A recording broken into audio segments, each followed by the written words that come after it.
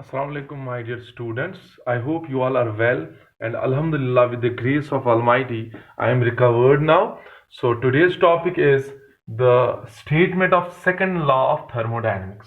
In fact, in this chapter, thermodynamics, we have only two topics left. One is the second law of thermodynamics, and second, another one is the Carnot cycle or Carnot theorem.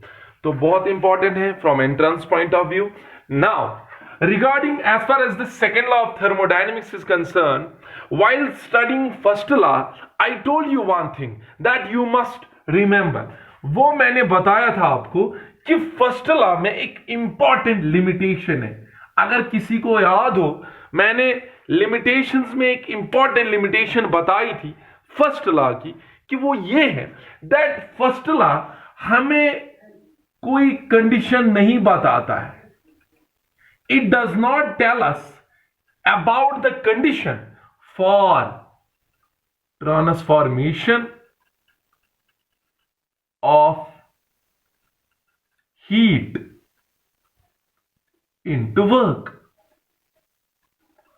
So, जो एक important या बड़ी एक limitation first law की है बेटा, वो ये है कि वो हमें कोई कंडीशन नहीं बताता है. अगर हम हीट को वर्क में ट्रांसफॉर्म कर सकते हैं, लेकिन कैसे कर सकते हैं, किस कंडीशन के तहत कर सकते हैं, that information was not given by the first law of thermodynamics. You know that first law हमें कहता है we can transform one form of energy into another one, but first law of thermodynamics does not have the information about the condition under what condition the heat will be transformed into work. Is that clear?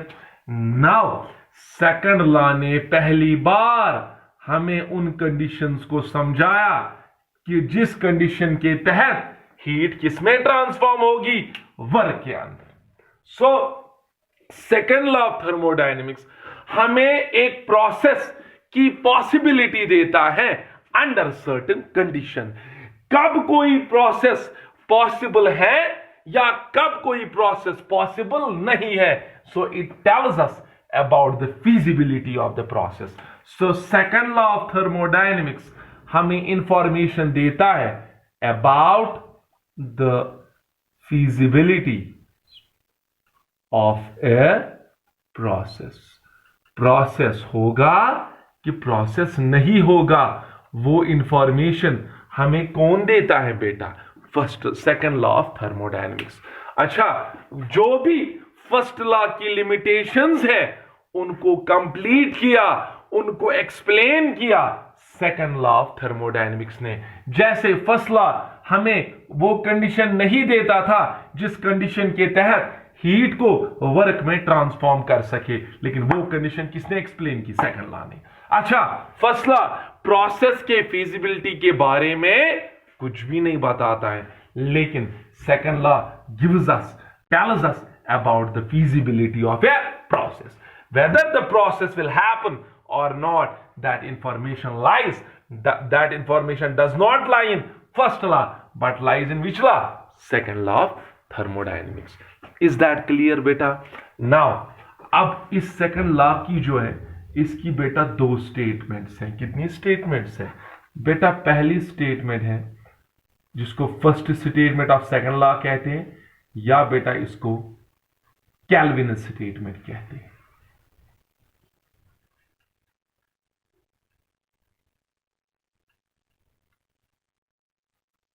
Kelvin statement को समझाने के लिए हमने heat engine already पढ़ा है बेटा, और उस हीट इंजन में आपने देखा कि इस हीट इंजन में हीट एनर्जी बेटा किस में कन्वर्ट होती है, मैकेनिकल एनर्जी में, यानी कि वर्क में कन्वर्ट होती है. शाबाश. नाउ आपने ये देखा कि अगर हम 10 जूल की हीट यहां से दे रहे हैं पर सेकंड, तो उस एक सेकंड में you can not convert the entire heat energy into work. So अगर हीट एनर्जी 10 जूल मिल रही है पर सेकंड, तो एक सेकंड में अगर 10 जूल की हीट एनर्जी इस हीट इंजन को मिल रही है, तो एक सेकंड में ये 10 जूल की वर्क नहीं कर सकता. सो कैल्विन स्टेटमेंट हमें एक्चुअली बताता है कि it is not possible for any machine, for any device to convert, to transform the entire heat energy into work, the entire heat energy into mechanical. And when you suppose you are using here mechanical energy, you can convert the entire mechanical into heat, but you cannot convert the entire heat energy into mechanical one. अगर chemistry में thermodynamics आप पढ़ोगे, वहां एक term पढ़ोगे आप, heat जो है, it is considered to be the lower form of energy, it is considered to be the disordered form of energy, work is considered to be the higher form of energy. So now आप यहां पर lower form, entire form heat को mechanical में convert नहीं कर सकते.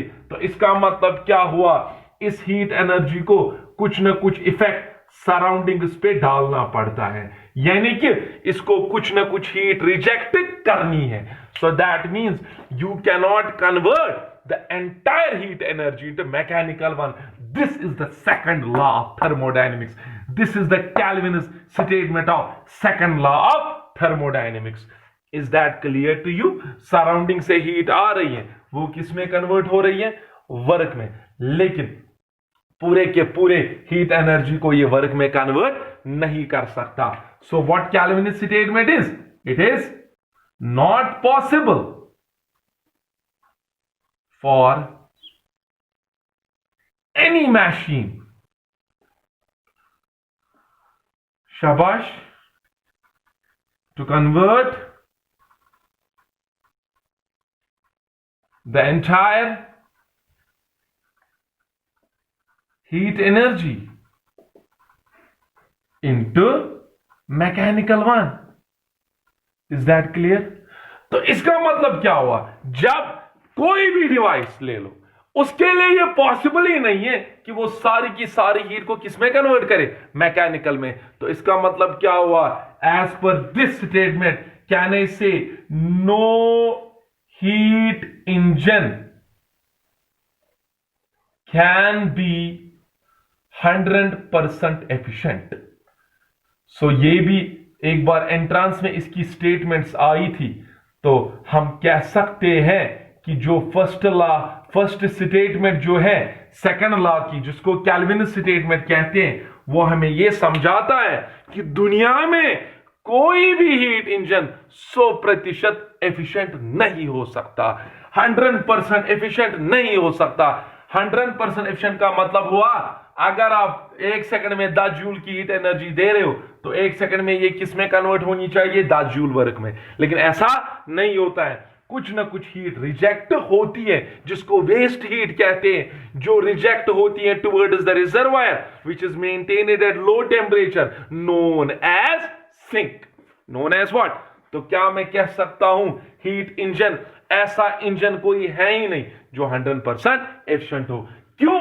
Because that violets statement of second law of thermodynamics. So second law of thermodynamics की पहली स्टेटमेंट यही है कि किसी भी इंजन, किसी भी डिवाइस के लिए ये पॉसिबल नहीं है कि वो पूरी की पूरी हीट को किसमें कन्वर्ट कर सके, मैकेनिकल वन में. या according to this statement no heat engine can be 100% efficient. और एक डेफिनेशन जो बुक पे यूजुअली आप देखते हो कि वो ये है कि आप सराउंडिंग से ज्यादा टेंपरेचर लो नहीं कर सकते.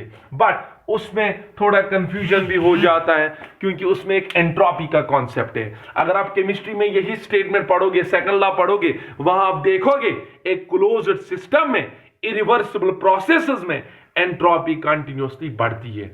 एक क्लोज्ड सिस्टम में रिवर्सिबल प्रोसेस के लिए टोटल एंट्रोपी चेंज 0 होती है. तो वो केमिस्ट्री के हिसाब से हम वहां स्टेटमेंट पढ़ते हैं. लेकिन अगर एज पर द सिलेबस या एज पर दिस स्टेटमेंट जो हमें यहां हीट इंजन और रेफ्रिजरेटर के फ्रेमवर्क में हमें इन स्टेटमेंट्स को पढ़ना है, उन स्टेटमेंट्स के लिहाज से कैल्विन स्टेटमेंट हमें यही कहता है दैट कभी भी आप एंटायर हीट को मैकेनिकल में कन्वर्ट नहीं कर सकते। सो कोई भी हीट इंजन 100% एफिशिएंट नहीं हो सकता। तो इसका मतलब क्या हुआ, हर एक हीट इंजन के लिए एक रिजर्वायर की जरूरत है ना, और वो रिजर्वायर उसको क्या कहते हैं, sink. So can I say that according to this statement it is not possible to design such a heat engine which is without sink.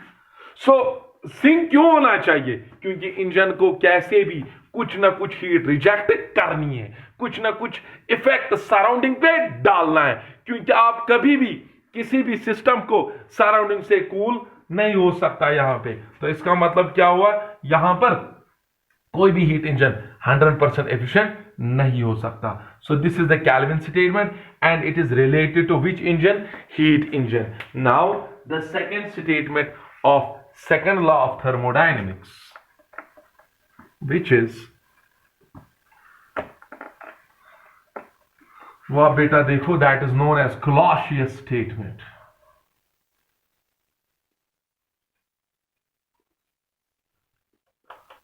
बहुत आसान स्टेटमेंट है बेटा, मैं आपको आसान अच्छे तरीके से समझाना चाहता हूं। जैसे आपके पास दो बॉडीज हैं, say body A, body B. Body A is at 100 degree, body B is at 20 degree. Now tell me, अगर spontaneously, naturally देखा जाए, you know, heat will flow from high temperature to low temperature. Yes. Now, क्या heat low से high जा सकती है? क्या heat B से खुद ब खुद जा सकती है? नहीं. So this is what we call as Clausius statement or second statement of second law of thermodynamics. So क्या है ये बेटा? So स्टेटमेंट ऐसे है कि किसी भी डिवाइस के लिए पॉसिबल नहीं है कि वो हीट को कहां से कहां ले जाए, from low temperature to high temperature.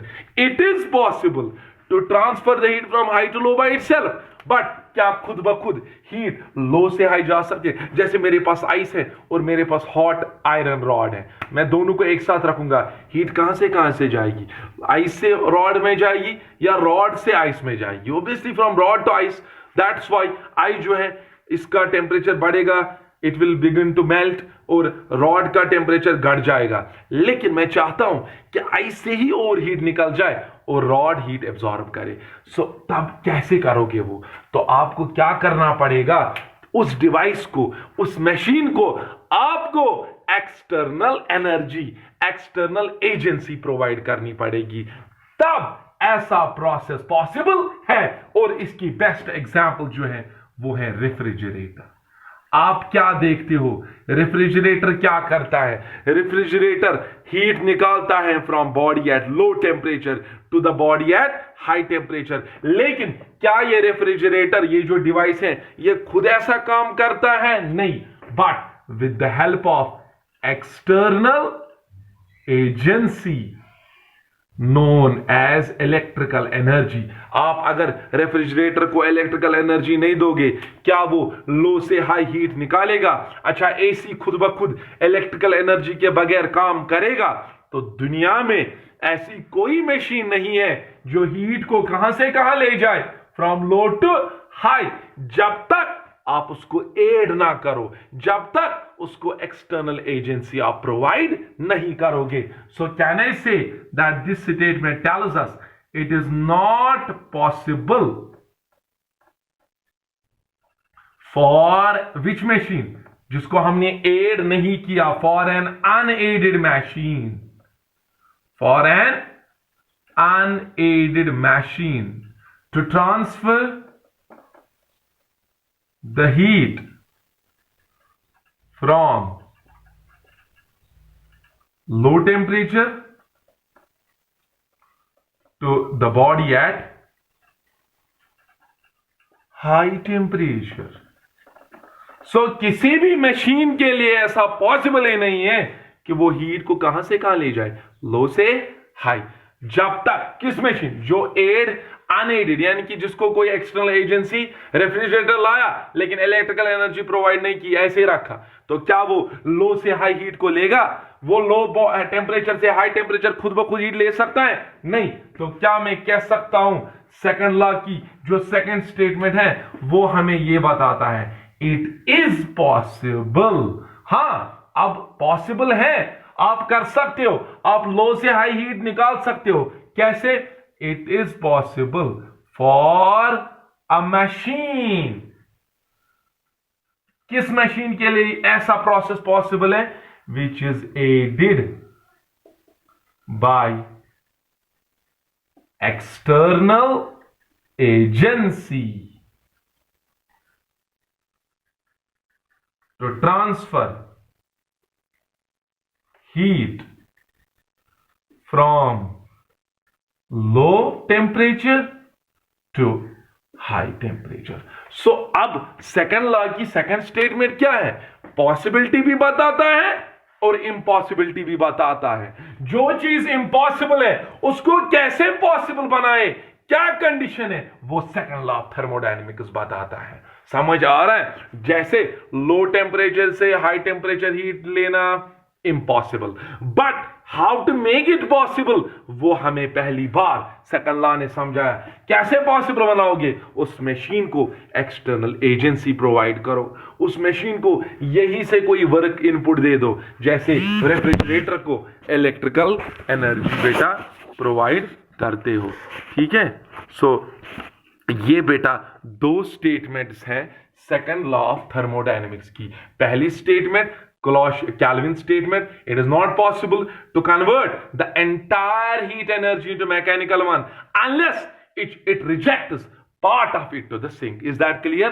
समझ आ रहा है? या ऐसे मैं कह सकता हूं it is not possible या it is possible to transfer certain amount of heat energy into mechanical one. समझ आ रहा है? पूरे को नहीं, कुछ ना कुछ उसको रिजेक्ट करनी है, तो वो एक कंडीशन बन गई ट्रांसफॉर्मेशन के लिए। अच्छा, दूसरी स्टेटमेंट, कोई भी मशीन जिसको आप एड नहीं करोगे, जिसको आप एक्सटर्नल एजेंसी नहीं दोगे, उसके लिए ऐसा कभी पॉसिबल ही नहीं है कि वो हीट को कहां से कहां ले जाए, लो टेम्परेचर से हाई टेम्परेचर। लेकिन वो कब पॉसिबल है? जब आप उसको एड करोगे एक्सटर्नल एजेंसी से। सो ये सेकंड लॉ ऑफ थर्मोडायनेमिक्स की बेटा दो स्टेटमेंट्स हैं जो फिजिक्स के लिहाज से इंपॉर्टेंट है।